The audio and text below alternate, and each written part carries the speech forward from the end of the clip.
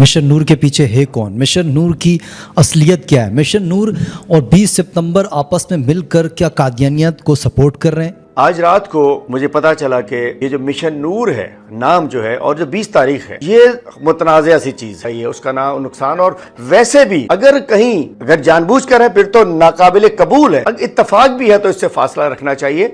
क्या पाकिस्तान तहरीक इंसाफ में कायदियानी लॉबी काम कर रही है? आखिर इस मिशन नूर की वजह से पाकिस्तान तहरीक इंसाफ की क़यादत आमने सामने आकर क्यों खड़ी हो गई, और कारकुनान मिशन नूर की वजह से क़यादत पर क्यों तीर बरसा रहे हैं, निश्तर बरसा रहे हैं? इस हवाले से जिक्र करेंगे आज की वीडियो में। बहुत अहम चीज़ें हैं। हलीम आदिल शेख की वीडियो है। सदर आरिफ अलवी जो साबका सदर हैं, उन्होंने कौन सी पोस्ट की और फिर वो डिलीट क्यों की मिशन नूर के हवाले से, उसका भी जिक्र करेंगे। तो आए वीडियो स्टार्ट करते हैं और मिशन नूर का जो एजेंडा है उसको बेनकाब करते हैं। मुझे है हुक्म अज़ां ला इलाहा इल्लल्लाह। अस्सलाम वालेकुम, आप देख रहे हैं हमारा यूट्यूब चैनल हक टाइम। मैं हूँ काशिफ रज़ा। नाज़रीन, मिशन नूर और 20 सितंबर, आखिर ये दोनों चीज़ें क्या वाकई कायदानी लॉबी की तरफ से आई गई हैं? क्या पाकिस्तान तहरीक इंसाफ में कायदानी लॉबी एग्जिस्ट करती है या नहीं? इसका आज हम तफसीली जायज़ा लेंगे। और सबसे अहम चीज़ कि जो कारकुनान है पाकिस्तान तहरीक इंसाफ के, वो इतनी जज्बाती क्यों है? जब क़यादत की तरफ से एक चीज़ आ जाती है तो उसे मन कबूल कर लेना चाहिए। बाकी जमातों में तो ऐसा ही होता है, लेकिन PTI में अफसोस के साथ कहना पड़ता है ऐसा नहीं होता। तो सबसे पहले हम मिशन नूर की बात कर लेते हैं कि मिशन नूर में असल में कायदानियत का ताल्लुक़ क्या है। उसको समझने के लिए जो चीज़ें हैं वो ज़ेल में मैं आपके सामने पेश करता चलूँ।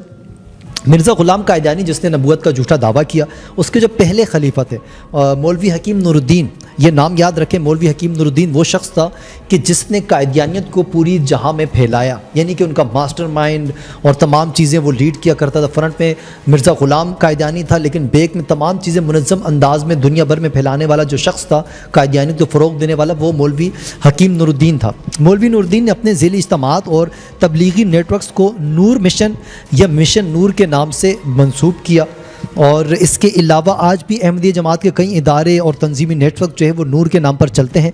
मसलन रसाइल इदारे, स्कूल और उनकी इबादत गाहें। तो जो मौलवी हकीम नूरुद्दीन था उसको बहुत अहमियत हासिल थी कायदानियत के अंदर।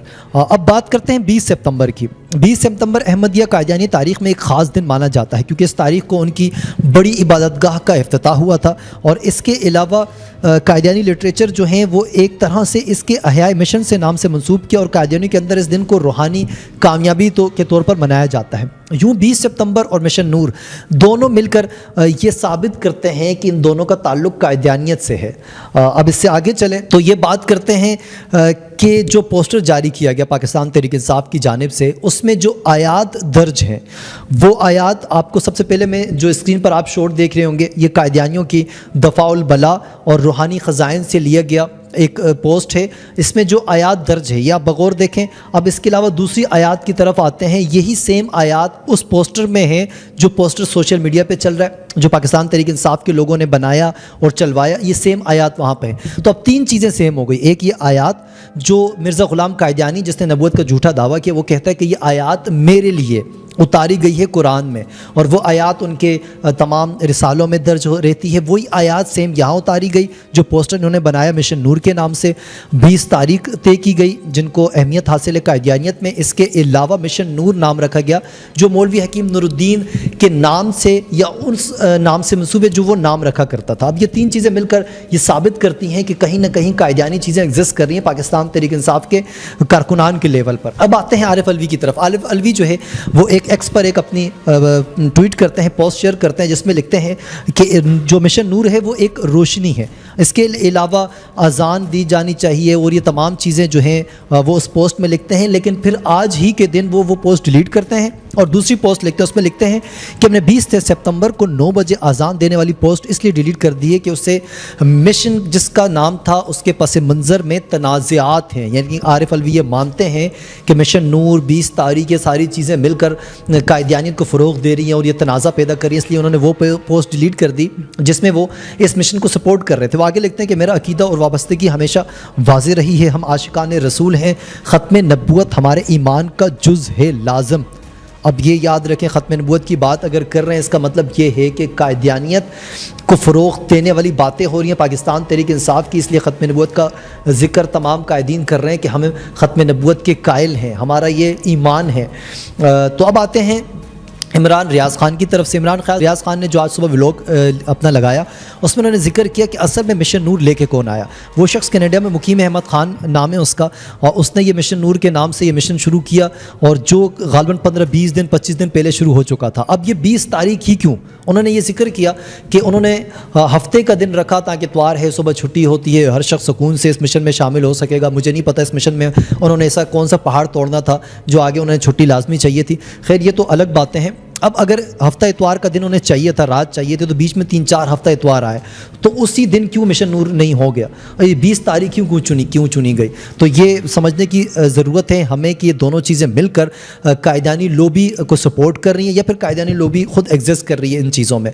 अब हलीम आदिल शेख की गुफ्तगू वो हम आपके सामने रखते हैं, वो समाप्त करें, फिर आते हैं वापस। आज रात को मुझे पता चला कि ये जो मिशन नूर है नाम जो है और जो 20 तारीख है, ये मुतनाज़ा सी चीज़ है। मिशन नूर चूंकि ये जो मिर्जा गुलाम अहमद कादियानी के बाद जो इनका पहला खलीफा हकीम नूरुद्दीन था इनका, उसने सबसे ज्यादा कादियानियत को पूरी दुनिया में फैलाया, और उनकी जो तबलीग किस्म का जो उनका जो मिशन जाते थे या उनकी जमातों या जो उनकी जमातें जाती उसको वो नूर मिशन का नाम दिया करते थे, मखसूस नाम दिया करते थे। उसके बाद वो कई अपनी चीजों का नाम नूर से मुंसलिक करते हैं, उनकी फाउंडेशन, उनके स्कूल, उनकी जो इबादत गाहें वगैरह जो होती हैं। और उसके बाद 20 सितंबर 1948 को रब्वा में इनकी इबादत गाह कायम हुई। पहले ही हमारे मुखालफीन बहुत हैं, पहले ही न जाने क्या क्या होता रहता है, और चूंकि इसका ताल्लुक हमारे दीन से है, हमारे मजहब से है, खत्म नबूवत से है, बड़ा टची, ये दिल के अंदर दाखिल होने वाला इशू था। तो जब पता चला तो मैंने इसको अपनी पॉलिटिकल कमेटी और कोर कमेटी में इस बात को रखा, जो कि हमारे मौलाना जमील अजहर बथरा साहब ने बताई, एज इट इज हमने वहां रखा। वहां साहबजादा हामिद रजा साहब, जो कि अल्हम्दुलिल्लाह बड़े आलिम दीन है, बहुत बड़ी एक हस्ती, बेटे भी और खुद भी हैं, और इमरान खान साहब का बेतमाद है, उन्होंने भी कुछ मुफ्तियान कराम से पूछा, उन्होंने कहा कि बिल्कुल ऐसा ही है, हम नहीं किसी की नीयत पे शक कर रहे। अगर इत्तेफाक भी है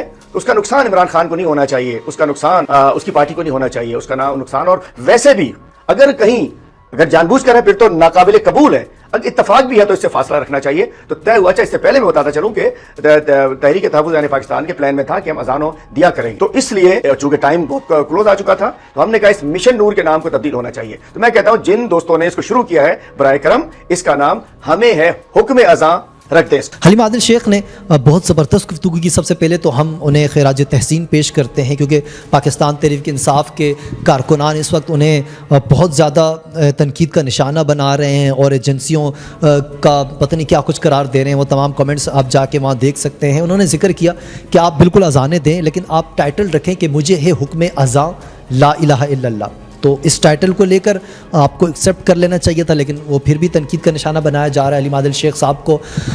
तो मैं आखिर में एक सवाल जो आप नाज़रीन के सामने रखूँगा, आप मुझे बताएं कि आपको लगता है कि वाकई पाकिस्तान तहरीक इंसाफ में नीचे कारकुनान के लेवल पर, ये जो कारकुनान बाहर हैं उनमें कायदानी लॉबी एग्जिस्ट करती है, और अब पाकिस्तान तहरीक इंसाफ को करना क्या चाहिए?